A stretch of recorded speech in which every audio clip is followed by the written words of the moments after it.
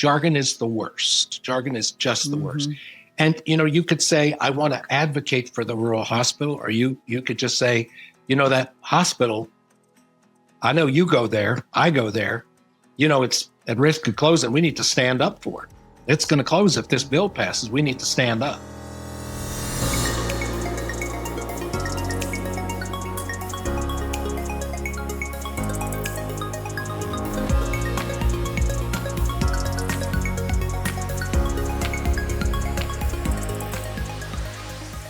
Hello, one and all, and welcome back to a new episode of The Rural Impact.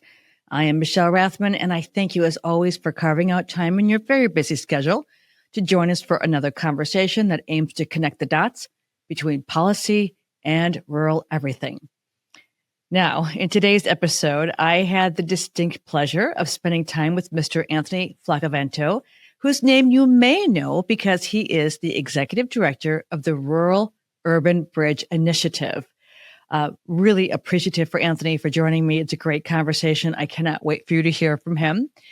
Now, in this conversation with Anthony, I just got to remind you that it comes just after our special episode drop featuring members of the Democratic National Committee's People's Cabinet and before the Senate's all-night session debating the remarkably bad for rural America GOP tax and spending bill, which as of this hour on July 1st, that is the date I'm recording this intro for you, July 1st, 2025, it continues to hang in the balance as senators continue to work on amendments in closed-door negotiations. So, of course, you are hearing this episode on July 3rd, and because I have no crystal ball, goodness knows I wish I did, I can't predict, but what I can tell you with all certainty is that the One Big Beautiful Bill, or OBBB for short, if passed, will, I'm seeing a lot of headlines that say could, but I'm going to say will have seriously negative impacts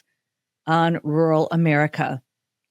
Now, before I share some of the numbers, some of the bad news with you, the data and some facts, I do invite you to tune out that background noise. We know there's plenty of it. And put yourself in that podcast frame of mind and hear my conversation with the very wise and engaging Anthony Flaccavento. I am ready. I know you are too, so let's go. Hey, Anthony Flaccavento, Executive Director of Rural Urban Bridge Initiative. It is, I mean it when I say, really great to have you here on the Rural Impact. Welcome. Thank you. I'm delighted to be here with you, Michelle. Thank you so much. All right. Well, before we get started, I do want to remind our listeners that we are recording this conversation on June 25th. And we are about a day or two away from learning the fate of Medicaid and many federal funding for dozens of programs for 65 million rural people in America, depending on whose count you follow, men, women, children, families, hospitals, schools, farmers, businesses, and so on. And it is through that lens that I have this conversation with you, Anthony, because there is a lot on the line, as they say. Absolutely. All right. With that said, for those of our listeners who are not familiar yet with the work that you all do at the Rural Urban Bridge Initiative, give us kind of a snapshot of that. And from there, I want to just go right into explaining the invitation for us to think differently, talk differently, and act differently to understand the causes of the rural-urban divide and then do something to repair it. So tell us all about it. What do we need to think, talk, and act differently about? Thanks for that open invitation. I'll try to be concise, Michelle. RUBI started just a little over 3 years ago. I had run for Congress. I'm not historically a real political person. I farm and I've done rural economic development work for most of my life. And at some point I thought, daggone it, the politics and the public debate are just going in the wrong direction. So I need to do something on a bigger scale than the local work I've been doing. So I started reading and then reaching out to authors like Arlie Hochschild, who wrote Strangers in Their Own Land, and Kathy Kramer, who wrote The Politics of Resentment, and Erica Edelson, who wrote Beyond Contempt, and others. And I sent them emails. This was late 2020 going into 2021 at this point. I said, what you said really resonates with me. Here's me. You don't know me, but we should work together. And amazingly, all three of them said yes. So it took us about a year to get rolling. But later in 2021, we launched RUBI, and our most basic purpose is to improve the prospects for rural and working class people, economic, community, and other. But in the process, to also change the nature of our politics and our public debate, because we feel like the divide, this profound and pervasive divide between city and country, rural, urban, red and blue, is not just bad for the communities that are now living under one party rule with the Republican Party, but it's really undermining our whole political system. So we set out to do something about that.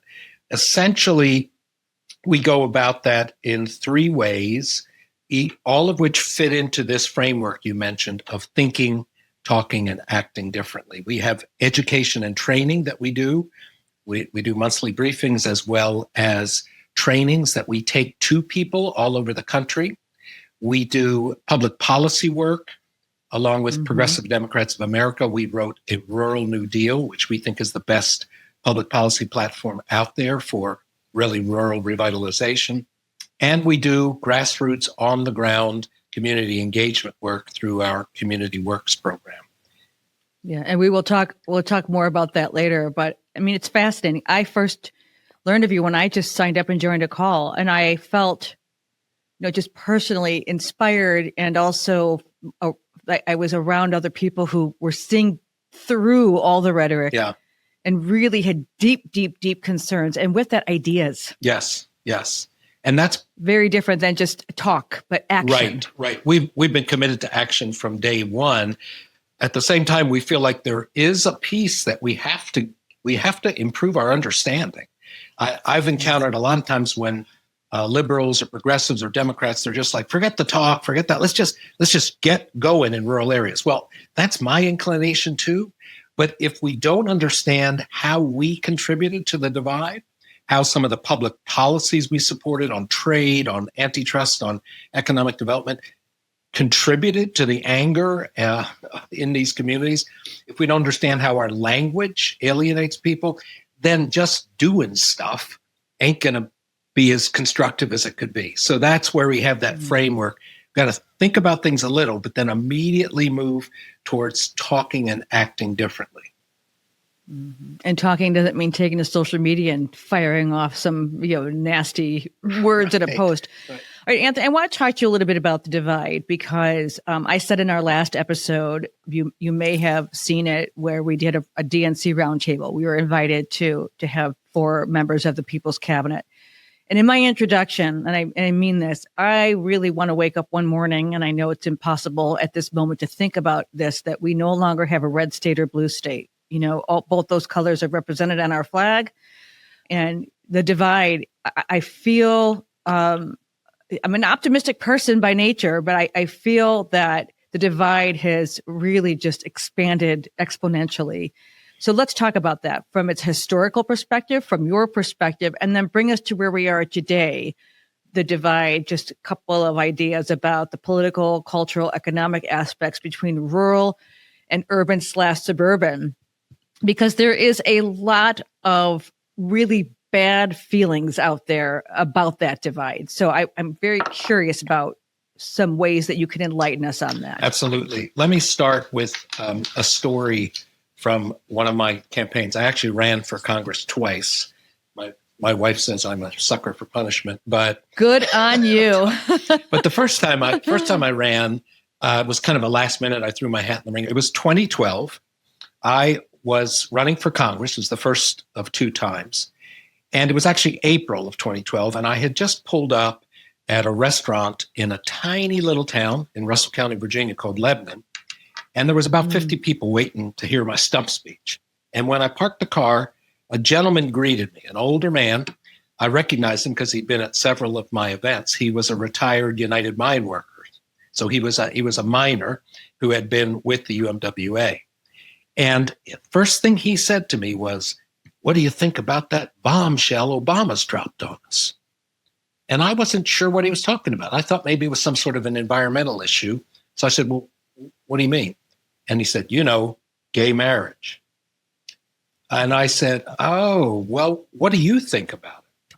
And he started in, he said, well, the Bible says it's an abomination.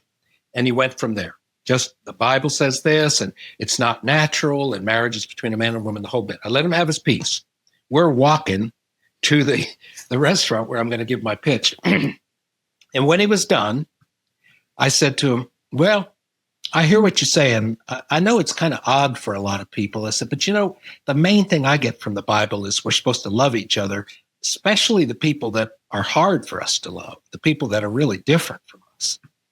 And he just thought on that for a moment. And then he said, I guess you're right. And then, unprompted, he said, well, I suppose they're just born that way anyway. So here's this old retired coal miner, absolutely no college degree, probably didn't finish high school, who went from homosexuality is an abomination to people are just born that way and I'm supposed to love them regardless. And the reason he traveled that distance in about 2 minutes was because he trusted me, because he knew I was a guy who had been on the picket lines with them during the big Pittston strike in 89 and 90. He knew I had worked on black lung. He knew I had worked on jobs. So that trust is what we have lost. By hollowing out the economy of so many small towns and rural areas and factory towns, we created the environment that the right has then filled with finger pointing and anger. The grievances that people have been neglected, and they're right to be angry. But because we were not there, for the most part, we on the left, to respond to those grievances, to recognize them as legitimate, the right became the spokesperson for that. When Donald Trump, liar that he is, but when he said, I'm for the forgotten Americans, that resonated with people. So, given even though all evidence to the contrary right now. Absolutely. I mean, I don't know about you, Anthony. I listened this morning and I shared it on social. And again, because of the date we're recording this, I want to note it. But I read a piece today in the Washington Post that was one of their deep dive stories about a farmer in Colorado. I fought back every single tear, just getting through. It was a 40-minute listen. People are recognizing right now, as Will Westmoreland has said, they've been lied to, and I think we have a big hole to dig ourselves out of. And absolutely. With that, let me just say there, and you all do such a amazing job. Good is an understatement. There is an all too common, pervasive belief that urban and suburban liberals view rural America as, irredeemably racist, and you just put any other label on it, backwards, all that.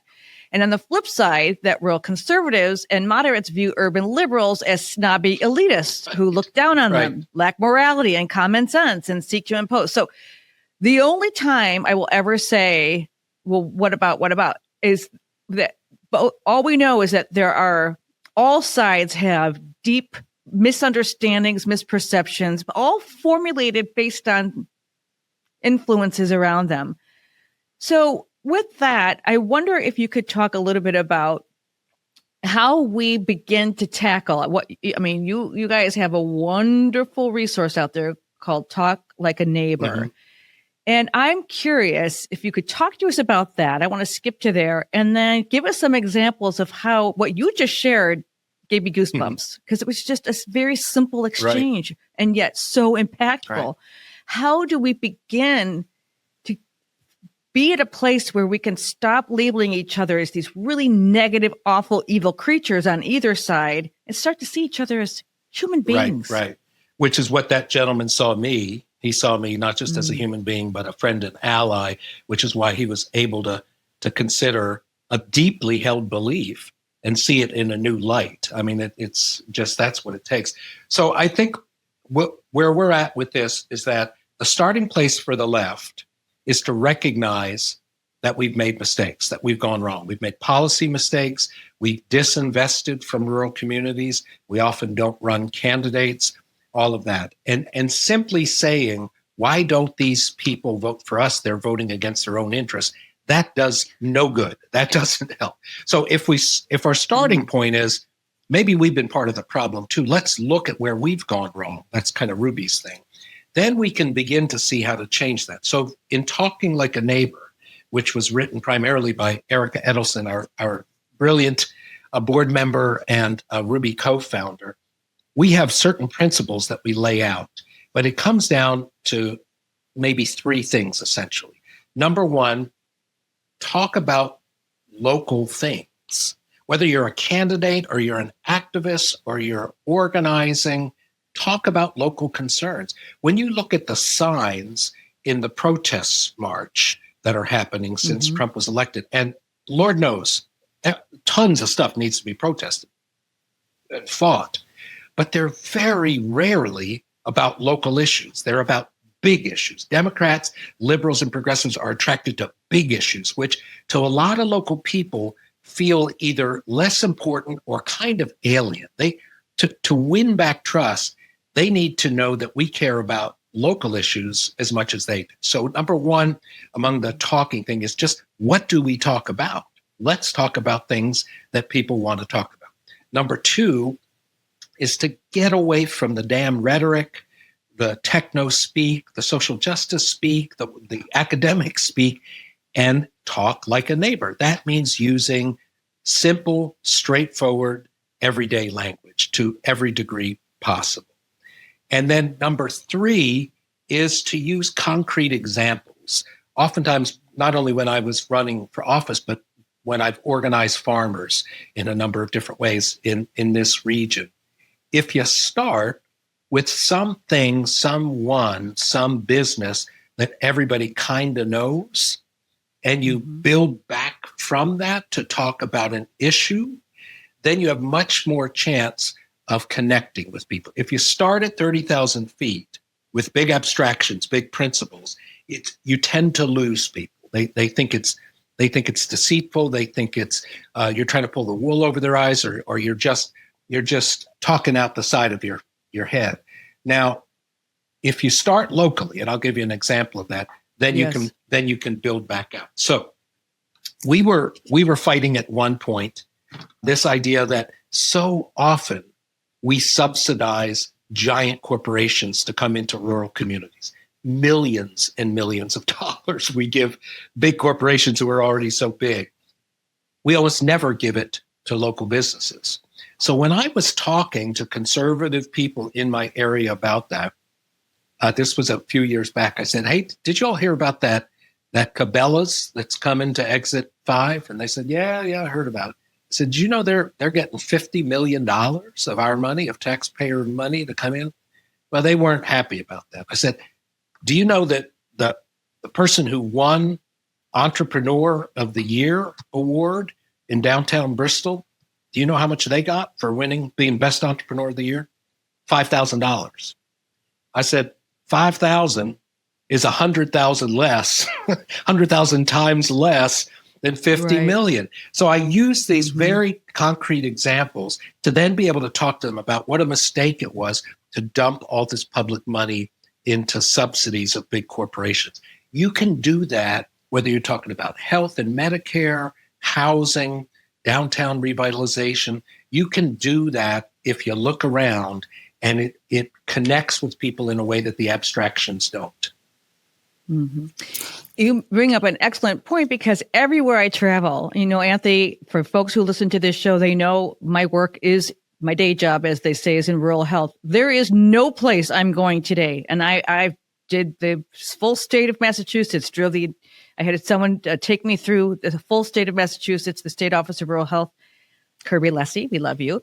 And everywhere we went, there were two very core, and then many other issues, but two core: nutrition, assistance, food, access, and those three, transportation and housing. Those things seem to me like, yes, they're big, but they have such a tremendous local impact. So I think you're right. I said to Jane Club, we're not asking people enough questions. We really want to tell them what we stand for and go to that 30,000 feet versus asking questions such as, and I would be curious what your thoughts are. What do you think about the fact that our local hospital's very close to not being able to keep its door opens? Absolutely. And with that, might there something you can do to help come alongside them and I don't know if you use the word advocate for. I'd be curious about how you might switch up that language. And I'm guilty of it. I admit it. As a communicator, I want to find good words. Yeah. But sometimes, without being condescending or anything like Yeah. that, how do you connect with people? Yeah. And my question in that would be, how do you know when you made that connection with them? The gentleman, that was a great example of the miner who said, well, maybe they're just born that way. Yeah. What are some of the examples you can give us where you know that you really landed an opportunity to cement a relationship? For sure. I mean, a big part of it is language, but you have to always remind yourself that if you become too self-conscious about language and you're trying to be somebody you're not, that you don't want to get in that spot, right? But bigger than language is downstream from that trust building. And the trust building only comes slowly through being present, through working together, not trying to fix other people's problems, but working side by side, literally or figuratively.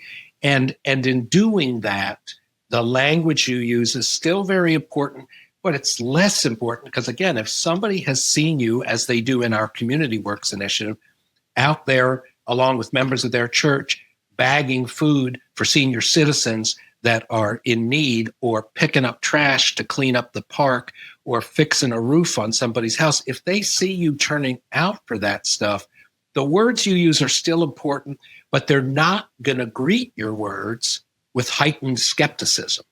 They're going to be like, oh, there's Michelle. I just saw her the last couple of weeks ago. She was out there driving nails to fix that house for old man Robbins.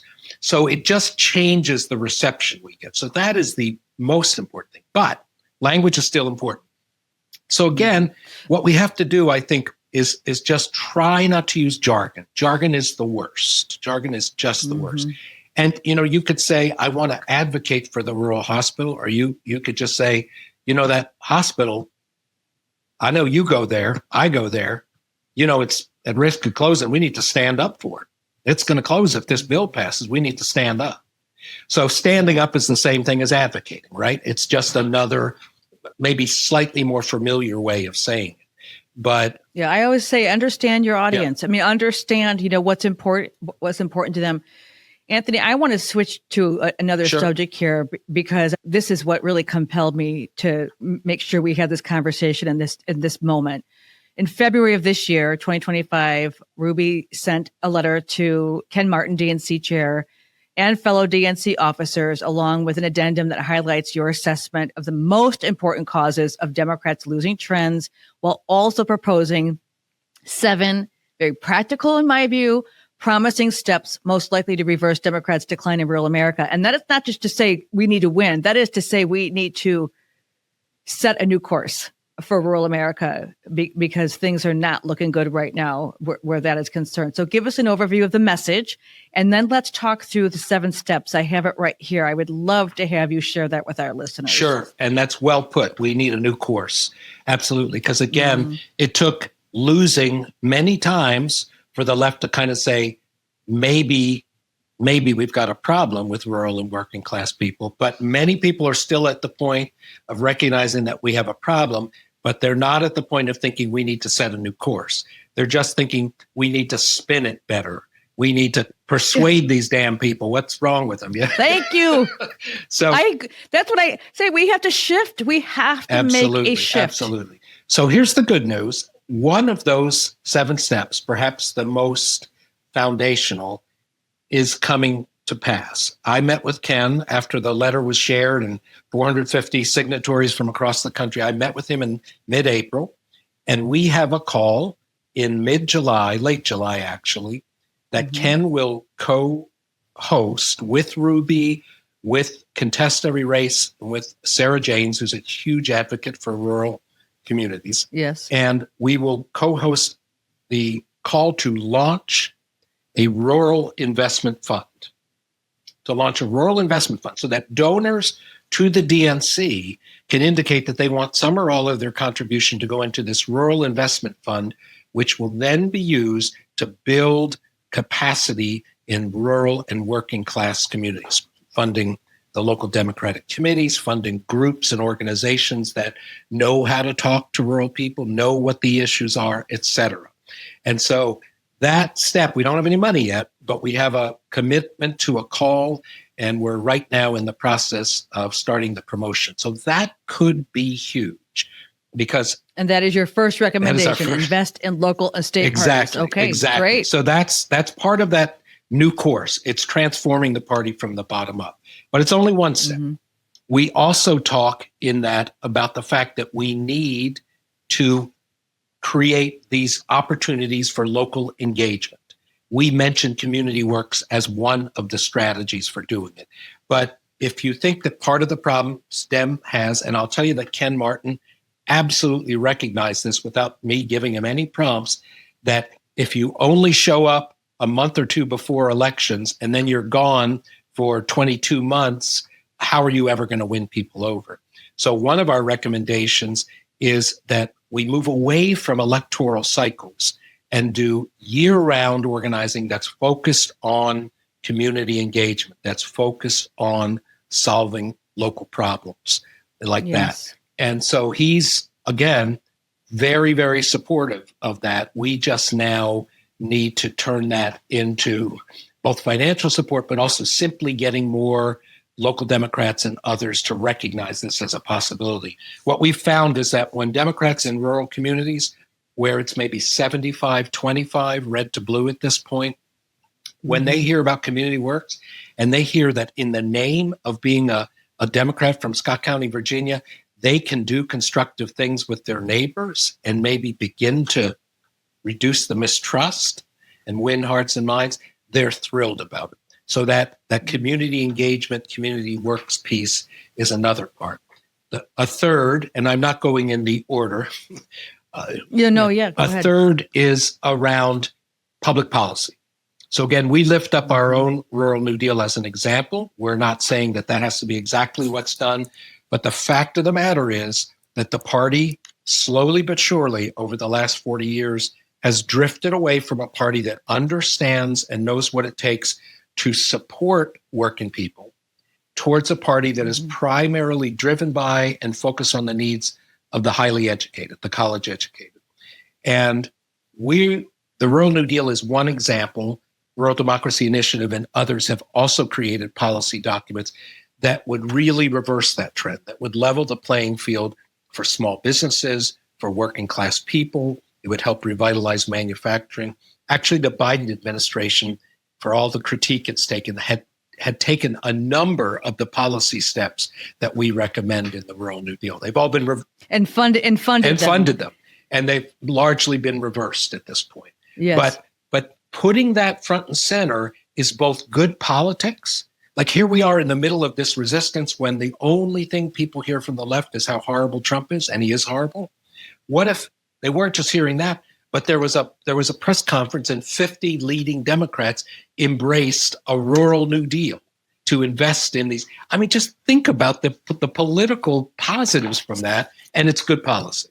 So that's a third one of our recommendations. A fourth, and I'm going from memory because I don't have it in front of me. A fourth is a very simple one. It's an internal recommendation for the DNC, and it is to hire permanent year-round rural staff. Not a lot, but hire at least a couple of people at the top who manage the rural part of the DNC's work, who get to know people doing great work all over the country, like Cynthia Wallace in North Carolina or Bill Hogseth in Southwest Wisconsin. Get to know them and begin to let what they know from their rural experience trickle up to the DNC. So we recommend that they begin staffing it because the fact of the matter is that during the Harris campaign, they hired a rural coalitions director. She was fantastic. Yes. I interviewed her. Bree Maxwell. Yep. I interviewed She's her, terrific, but she was hired 4.5 months before the election. Too late. She was gone a week after the election. I know it. That's got to change. We have to show that we are institutionalizing these steps. Yes, because the work of organizing is nonstop, and not organizing for the sake of just beating. Again, it is for change making. Absolutely. And there are so many organizations out there serving rural that are change making. And I tell folks all the time, they know this. This podcast is about connecting the dots between policy and rural quality of life. And so, listen, if someone can say to me, hey, Michelle, this policy that's passed by whatever party, I mean, just show me the receipts and show me how the policy is, in fact, harming or helping. Absolutely. Rural America. Another thing that you have on here, which I found interesting, and it's the shortest paragraph on here, apologize for NAFTA and other disastrous policies. Let's talk about that for a moment. I mean, I said, I think earlier in our show right now, that Democrats don't get anywhere when they say, we're the party for you. Why don't you get that? Mm-hmm. Instead, if we start by apologizing for NAFTA and maybe just our bad policies more broadly, we would open doors. When I was campaigning, and I would say to people very candidly, this was a policy supported by Democrats, and I don't agree with it at all. It was a big mistake. Then conservative people would pause, and the skepticism about me as a Democrat would begin to recede a bit. So we have to acknowledge that for two reasons. We have to acknowledge it because, one, it was a big mistake, not just NAFTA, not just the other World Trade Organization entry of China, but many other things. One of the biggest mistakes we made during 16 years of Bill Clinton and Barack Obama was we let corporations become even bigger and more powerful. We did not enforce antitrust laws. Now, neither did the Republicans, but we should have been doing that. And so when we recognize that, and then we put forward a slate of policies that are not about trickle-down economics, they're not about neoliberal trade, but they're about investing in and building diverse, healthy local economies from the bottom up, people will listen to that bit by bit, not everybody, of course, because we start with saying, we screwed up. We were part of that. It was a bipartisan betrayal of your communities like yours, and we're going to change that now. We're done with that kind of neoliberalism. We're working now on building real prosperity from the bottom up. I think that's maybe the single most important thing we can do, but it has to be just one of the steps, because policy alone in such a polarized environment just doesn't grab people's attention. It has to be part of the larger effort to build trust. Yeah, because I find that there is, people look at policy and politics. I mean, I recognize they sound the same in many ways, but at the end of the day, the politic part of it is the nuances, all of that. But the policy part is what's written in stone. And to your point, if all of that worked, then we would not have multi-billionaires running the show everywhere we could look around this country. Oh my gosh, Anthony, we should prepare a meal and sit down and have this conversation more often. Before I let you go, I do have a closing question for you. And I ask this of everybody who's willing to answer. Advocacy is so important. It's the way that we move things. You could say pressure, whatever you want to say, but I do know that it does move the dial. What tool or strategy do you have in your toolkit that our listeners can take with them to advocate to advance equitable rural policy? And I have said this before, you will have to rip the word equitable out of my dead cold body. I'm going to keep saying it because I believe it to the fiber. Every core of my being understands what equity means and why it is imperative that we do not let this drop off our radar screens because someone says it's a bad word. Right. Yeah, that's another whole conversation, isn't it? About how the right has just made anything to do with equity, diversity. I mean, the most basic kind of core concepts of a fair society, and they've turned them all into cuss words. But I think, there's a lot of different things. And I would just really hope that a lot of your listeners would simply go to the RUBI website, because it's a good website that's easy to navigate. They see, we have podcasts, we have videos, we have a bunch of things. But I think the single best tool that we offer at this moment is the Rural New Deal. That was written with Progressive Democrats of America, Alan Minsky and I, but it really came out of about a dozen and a half leading experts on community economic development on the ground, not academic experts, people making it happen all across the country. So if they go to the Rural New Deal, what you'll find is a pretty short document that's very easy to understand, that has 10 pillars, from housing and healthcare to agriculture, all kinds of things, mostly rural, some not.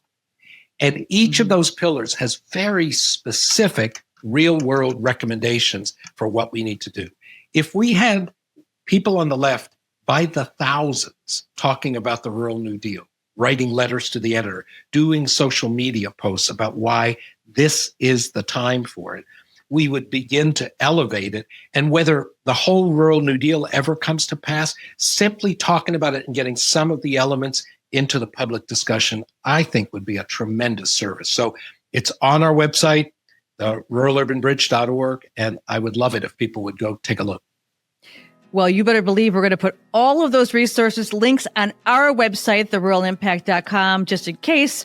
Pretty easy to remember. Anthony, you are welcome to come back and have a conversation with me anytime, and I would gladly cook you a meal sometime. It's going to be a throwdown, Michelle. I want to cook for you. All right. Well, Great. We'll have to trade recipes. That's right. Great. Anthony, again, thank you so much. And for the rest of you, please do not go anywhere, because this dot connecting conversation, it is not over. We'll be right back after this brief message. What's the first thing that comes to mind when you hear rural? Is it agriculture, recreation, country, or maybe even elections? Rural can't be defined by one word, one place, or one population. However, we can connect the dots between rural quality of life and policy. And that's what the Rural Impact is on a mission to do. If your organization advocates for rural policies that contribute to thriving rural communities, we invite you to join our partner network. By joining us, you can tap into a wealth of resources, expertise, and a network of like-minded organizations. Discover how we can help you expand your rural reach and share your impact. Visit theruralimpact.com to connect with us. That's theruralimpact.com. Thank you for staying with us. Thank you again to Anthony Flaccavento for sharing all the information that he did. As a reminder, we will make sure that we have links to all the resources that he talked about on our website, theruralimpact.com. We make it really easy for you to find. Now, as I promised you before the break, I said I was going to share some important data and figures with you. And as you've heard in previous episodes, I have had plenty of conversations with several experts in the areas of rural health, housing, education, of course, policy. And so I have been on a nonstop mission to keep myself informed of what the Senate's version of the OBBB would mean for rural families and children, how it would impact healthcare and hospitals, rural communities, and economies. And here's just a few data points and facts that I believe are critically important to share. Again, not knowing where things have landed at this point, but where we are today on July 1st, here is just some important information for you to understand as you consider making a phone call to your member of Congress and talking to them about how the bill will impact your family, your rural community, and so on. So here it goes. As for proposed Medicaid cuts and the impact on rural providers, now this is from the National Rural Health Association. Here's some of the figures that they've provided. On average, rural hospitals are slated to lose 21 cents out of every dollar they receive in Medicaid funding. And this is important because, again, you may know this already. So many rural hospitals, the majority of their patient population are on Medicaid. That is a major form of payment of reimbursement for the services they provide. Total cuts in Medicaid reimbursements for rural hospitals, including both federal and state funds over the 10-year period covered by the bill, would reach almost $70 billion. That's with a B, for hospitals in rural areas. The Senate's bill's cuts to rural hospitals are more than 15% greater than the already highly damaging $60 billion in cuts under the House version of that same bill. We've been saying just when we thought it couldn't get worse, it did. Medicaid cuts would place significant financial pressure on hospitals in rural states. I can attest to this. I know this firsthand, where many hospitals are already at risk of closure. In more than half of the states, reductions in Medicaid funding for rural hospitals would exceed 20%. A few examples: in Missouri, where 1/3 of rural hospitals are at risk of closure, would see a 29% reduction. Other states would also see large rural hospital Medicaid funding losses, including 27% in Montana, 25% in Nevada, 22% in West Virginia. Now, in Kansas, where more than half of rural hospitals are at risk of closure, they would see a 15% reduction in total rural Medicaid hospital reimbursement. There is more state-by-state data. Again, we're going to put some links on our website so you can read it for yourself. But the message here is that reductions in Medicaid funding of this magnitude will accelerate rural hospital closures. We've been sounding the alarms for many months now.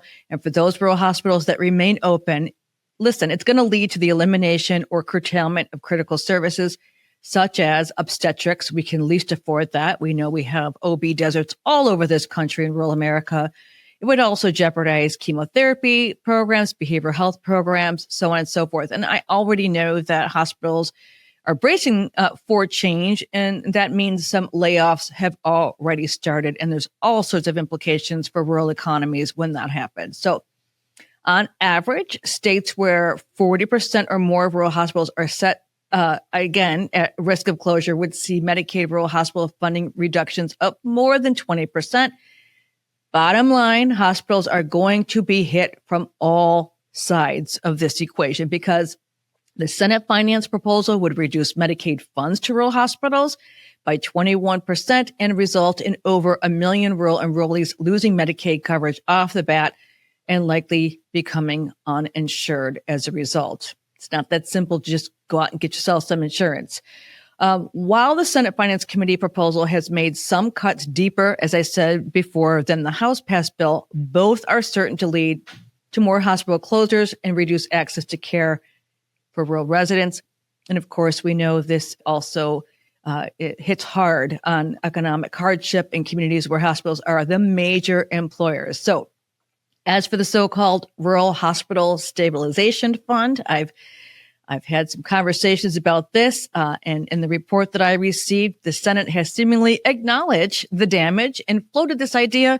But the fact is that the $25 billion that's being proposed will not even scratch the surface of the long-term damage. In one analysis, the $25 billion fund falls so far short of what is needed. Even if every single dollar of the new fund went exclusively to rural hospitals, which I have no reason to believe that they would, it would not fill even half of the gap in funding for rural hospitals created by the OBBB bill.